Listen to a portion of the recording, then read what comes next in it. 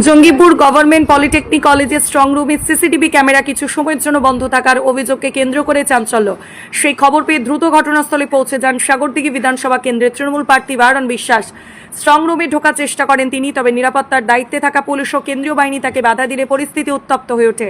সেই সময় ক্ষুব্ধ হয়ে কর্তব্যরত পুলিশ কর্মীদের ধমক দেন বায়রন বিশ্বাস।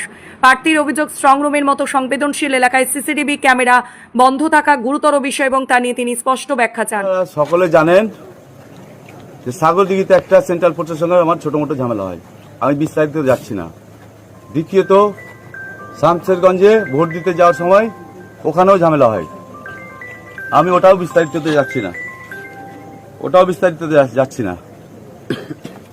এখন প্রথমে আমি যখন এলাম তখন আমি কত বাজে, তখন প্রথম আসি 10টার সময় এসে দেখছি শুধু সেন্ট্রালের সিসিটিভি গেটের ভেতরে, যেখান থেকে আমরা দেখতে পাচ্ছি না কোন বিধানসভার কোনটা ছবি, একটা সেন্ট্রাল ইন্টারনেটের এলসিডি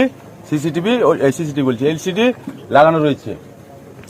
প্রথম কথা, আমি চার্জ করলাম যে বাইরে এলসিডি নেই কেন, গেটের বাইরে, ভেতরে তো ঢুকতে দেবেন না, ঠিক আছে আপনাদের রুলস প্রোটোকল আমরা মানি আর মানবো, সংবিধানের বাইরে নয়, আমরা সংবিধান মেনেই চলবো, যেটা গভর্নমেন্ট সেন্ট্রাল গভর্নমেন্ট করে দিয়েছে ওটাই মানবো আমরা।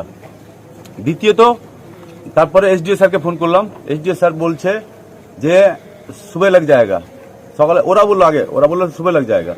আমি বলছি सुबह लग जाएगा क्या बात है, पहले तो ये लगना चाहिए, उसके बाद सुबह लगेगा। তারপরে বললো যে সকালে লেগে যাবে, আমার সকালে চলবে না, এখনই চাই। এসডিও স্যারকে বললাম, স্যার এখনই চাই, রিকোয়েস্ট করছি আপনাকে, এখনই চাই স্যার। বলছে না হবে না, সকাল হবে।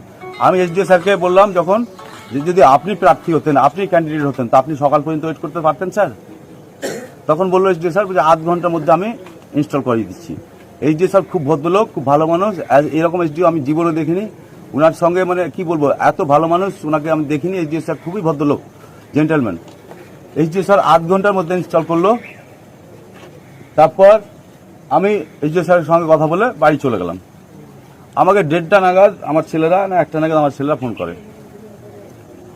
তারপরে ওরা বললো যে 1:05 না রে, 11:17 তো 17 মিনিট ক্যামেরা অফ। 2 নম্বর কটাতে, 12:35, হ্যাঁ 12:20 কিংবা 38 আপনারা সিসিটিভিতে রয়েছে, পেয়ে যাবেন। 12:20 কিংবা 38 কতক্ষণ, 20 মিনিট বন্ধ, 20 মিনিট বন্ধ।